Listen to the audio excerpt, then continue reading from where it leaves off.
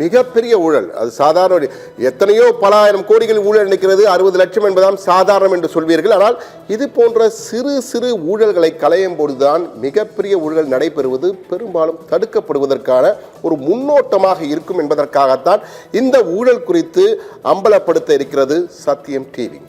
இதற்காக நமது செய்தியாளர் மனோகரன் KTCC மண்டலம், அதாவது காஞ்சிபுரம், திருவள்ளூர், சென்னை, செங்கல்பட்டு மண்டலத்தினுடைய கண்காணிப்பு செய்தியாளர்கள் ஒருவராக இருக்கக்கூடிய மனோகரன் அந்த இடத்திற்கே நேரில் சென்று ஆய்வுகள் செய்து என்ன ஊழல் நடைபெற்று என்பதை பொதுமக்கள் குற்றச்சாட்டு ஆதாரங்களுடன் நம்முடைய பேசுவதற்காக நம்முடைய அரங்கிற்கே வந்திருக்கிறார்.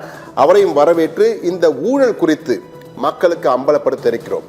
இது தனிப்பட்ட ஒருவர் மீதான ஊழல் அல்ல. இந்த ஊழல் போன்று பல ஊழல்கள் பல இடங்களில் நடைபெற்றுக் கொண்டிருக்கிறது. எனவே இது போன்ற ஊழல்களை ஒன்றொன்றாக களையப் போகிறது சத்தியம் தொலைக்காட்சி. பிரத்யேகமாக இதற்காக உள்ளாட்சி பிரதிநிதிகள் முதற்கொண்டு பெரும் தலைவர்கள், பெரும் அதிகாரத்தில் உள்ளவர்கள் வரை அனைவர் குறித்தும் எங்கெங்கு ஊழல் நடைபெற்றாலும், தமிழகம் மட்டுமல்ல இந்தியாவில் எங்கெங்கு நடைபெற்றாலும் அதனை வெளிச்சம் போட்டு காட்டுவதிலே சத்தியம் தொலைக்காட்சி தொடர்ந்து செயல்பட்டு கொண்டிருக்கிறது. அந்த மார்க்கத்தில் இயங்கியும் கொண்டிருக்கிறது. அந்த வகையில் தான் இன்று சத்தியம் டிவியின் எக்ஸ்க்ளூசிவ் எக்ஸ்போஸ் என்ற பகுதியிலே கால்வாய் கட்டாமலேயே 60 லட்சம் ரூபாய் ஊழல் நடைபெற்றதை அம்பலப்படுத்த இருக்கிறோம். அதற்கான நேரம் என்னவென்றால், அதாவது செங்கல்பட்டு மாவட்டம் அனைவரும் அறிந்திருப்போம். செங்கல்பட்டு மாவட்டம் மாமல்லபுரம் எடையூர் ஊராட்சி அருகே வர கொக்கிலமேடு என்ற பகுதி இனி வரும் நாட்களில் தலைப்புச் செய்திகளாக மாறக்கூடிய வாய்ப்பு அதிகம் இருக்கிறது. என்றால் அந்த கொக்கிலமேடு பகுதியில் தான் இந்த மிகப்பெரிய ஊழல், இந்த 60 லட்சம் ரூபாய் கால்வாய் கட்டாமலேயே நடைபெற்றிருக்கின்ற ஊழல் நடைபெற்றிருக்கிறது. அதை தான் அம்பலப்படுத்திக் கொண்டிருக்கிறோம். தமிழகத்தில் இது போன்று பல ஊழல் குறித்து நாம் கேள்விப்பட்டிருக்கிறோம். ரோடு போடாமலேயே, ஊரே இல்லாமல் ரோடு போட்டோம் என்று கணக்கு காட்டி கல்லா கட்டிய ஊழல்கள் எல்லாம் பார்த்தனா, தற்போது பார்த்திருக்கின்ற ஊழல் தான் கால்வாய் போடாமலேயே தற்போது நாம் பார்த்து கொண்டிருக்கும் பகுதியெல்லாம் கால்வாய் போடப்பட்ட பகுதி என்று கூறியிருக்கிறார்கள். இதெல்லாம் ஊர் மக்கள் வெளிப்படையாக நமது செய்தியாளர் மனோகரிடம் காட்டிய அந்த புகார் மனுக்கள் ஆதாரங்களையும் கொடுத்திருக்கிறார்கள். அந்த ஆதாரங்களை தான் தற்போது நாம் பார்த்து கொண்டிருக்கிறோம். இது தொடர்பாக நமது செய்தியாளர் மனோகர் நேரடியாக நம்முடைய வந்திருக்கிறார். எனவே அவரிடம் முதல் தகவல் அறிக்கை என்பார்கள், அது போன்று முதல் தகவல் பதிவை தற்போது கேட்டுக்கொண்டு பிறகு உள்ளே சென்று ஆதாரங்களை ஒவ்வொன்றாக பார்க்க போகிறோம். முதலாவதாக மனோகரன் நேரடியாக திரையிலே கொண்டு வருவோம்.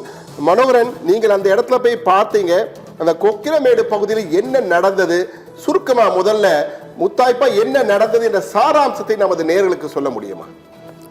வணக்கம் சண்முக சுந்தரம். அதாவது செங்கல்பட்டு மாவட்டம் மாமல்லபுரம் அடுத்த கொக்கிலமேடு, அதாவது எடையூர் ஊராட்சிக்கு உட்பட்ட கொக்கிலமேடு பகுதியில் இந்த கிராமத்தில் வந்து 200க்கும் மேற்பட்ட மக்கள் வந்து வசித்து வருகிறார்கள். இவருடைய வாழ்வாதாரமே வந்து கடலில் போய் மீன் பிடிப்பது தான் வாழ்வாதாரம்.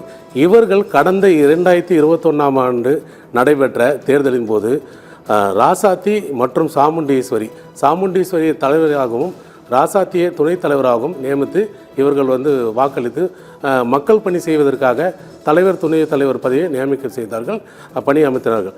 ஆனால் இவர்கள் தற்போது இவர்கள் மீது அதே கிராம மக்கள் ஒரு குற்றச்சாட்டை முன்வைக்கிறார்கள். அதாவது கிராமத்தில் தேவைப்படக்கூடிய அடிப்படை தேவைகளை எதுவும் பூர்த்தி செய்யாமல் தங்களுடைய சுயநலத்துக்காக கையாடல் செய்யப்பட்டதாக ஒரு புகார் ஒன்று கிராம மக்கள் கூறியிருக்கிறார்கள். அதன் அடிப்படையில் அவர்கள் ஆதாரத்துடன் அந்த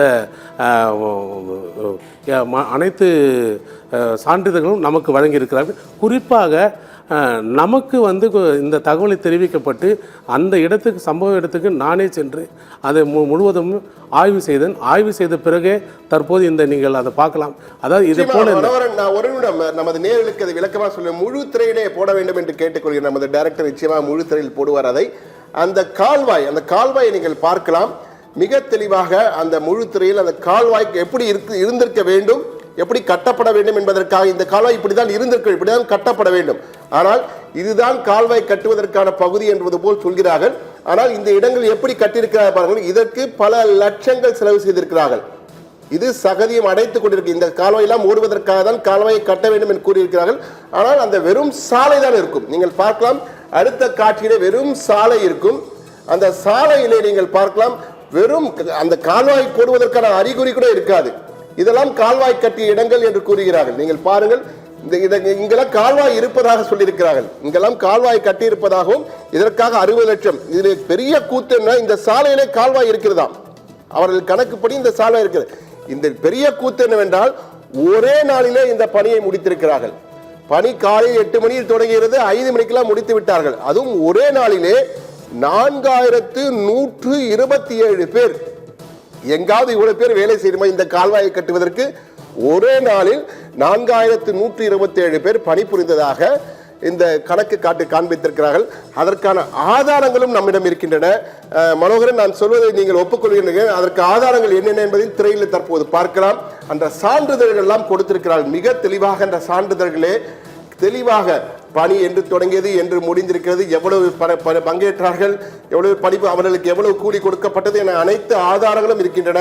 இந்த காட்சிகளை தான் தற்போது நாம் பார்த்து கொண்டிருக்கிறோம். அதாவது தொடங்கிய நாள் என்றே முடிக்கப்பட்டிருக்கிறது. Work started, work completion. இதிலே அதைவிட மிகப்பெரிய கொடுத்து ஒர்க் கம்ப்ளீஷன் சர்டிபிகேட்டும் கொடுத்திருக்கிறார்கள். கால்வாயே கட்டவில்லை, அந்த ரோட்டிலே ஒரு கோடு கூட போடவில்லை, ஆனால் ஒர்க் கம்ப்ளீஷன் சர்டிபிகேட் கொடுத்திருக்கிறார்கள் கால்வாய் கட்டப்பட்டதாக. இது 40 லட்சம் 60 லட்சம் என அது இத்தியாதி அது எது என்று பார்த்து கிட்டத்தட்ட 60 லட்சம் ரூபாய்க்கு ஊழல் நடந்திருக்கிறது. எங்கே சென்றது இந்த பணம்?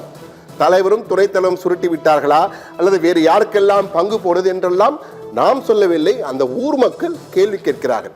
அந்த ஊர் மக்களின் நிலை என்ன, அவர்கள் எப்படி கொந்தளிக்கிறார் என்பதை அவர்களே பேட்டிகளாக கொடுத்திருக்கிறார்கள். அவர்கள் யார், எப்பகுதியை சேர்ந்தவர்கள், என்ன செய்கிறார்கள், ஏன் இதனால் பாதிக்கப்பட்டார் என்பது குறித்து அந்த ஊர் பொதுமக்கள் நமது செய்தியாளர் மனோகரனும் கொடுத்த பேட்டி தற்போது உங்களுக்காக ஒளிபரப்பாகிறது. அதை பார்த்துவிட்டு தொடர்ந்து பேசுவோம்.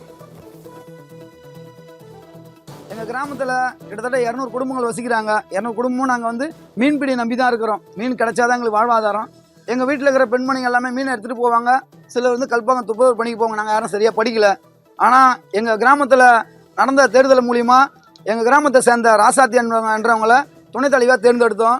பக்கத்தில் உள்ள கிராமத்தில் உள்ள சாமுண்டீஸ்வரங்களை தலைவராக தேர்ந்தெடுத்தோம். ஆனால் 2 பேருமே பார்த்தீங்கன்னா திமுக கட்சியை சேர்ந்தவங்க தான். அவங்க வந்து ரொம்ப ஆடாத ஆட்டம் ஆடிட்டாங்க. எங்களுக்கு வந்து நல்லது செய்வாங்க தேர்ந்தெடுத்தது, முழுக்க முழுக்க கெட்டது மட்டும் தான் செய்கிறாங்க. மக்களை வந்து ரொம்ப பாடாப்படுத்துகிறாங்க. என்னன்னா அவங்க செய்கிற எதுவுமே நம்ம கேட்கக்கூடாது. கேட்டோம்னா ஒரு பொய் வழக்கு. அதுக்கு வந்து பார்த்தீங்கன்னா இந்த ஆட்சியும் இந்த அரசாங்கமும் உறுதுணையாக இருக்குது. கடந்த ஆண்டுகளாக 3.5 கோடிக்கு மேலே ஊழல் நடந்திருக்கு. நாங்கள் ஹைகோர்ட்டில் வழக்கு தொடர்ந்தோம். வழக்கின் அடிப்படையில் 68 லட்ச ரூபாய் ஆவணங்கள் உறுதி செய்யப்பட்டுள்ளது.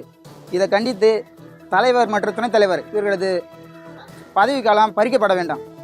அது மட்டும் இல்லை, உடனடியாக மக்கள் பணம் எடவூர் பஞ்சாயத்துக்கு திருப்பி பஞ்சாயத்துக்கு ஒப்படைக்க வேண்டாம்.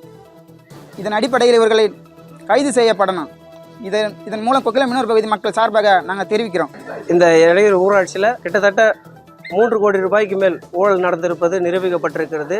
இதற்குண்டான ஆவணங்களும் மற்றும் அனைத்து பேப்பர்களும் எங்களிடம் இருக்கின்றது. இது சம்பந்தமாக பல அதிகாரிகளிடமும் மாவட்ட ஆட்சியரிடமும் இது சம்பந்தமாக மனு கொடுத்திருக்கிறோம். இதற்கு நடவடிக்கை எடுக்க வேண்டும் என்று மாவட்ட ஆட்சியர் அவர்கள் 68 லட்சம் ரூபாய் இந்த ஊராட்சியில் முறைகேடு நடந்திருப்பது ஹைகோர்ட் மூலியமாக தெரிவித்திருக்கிறார்.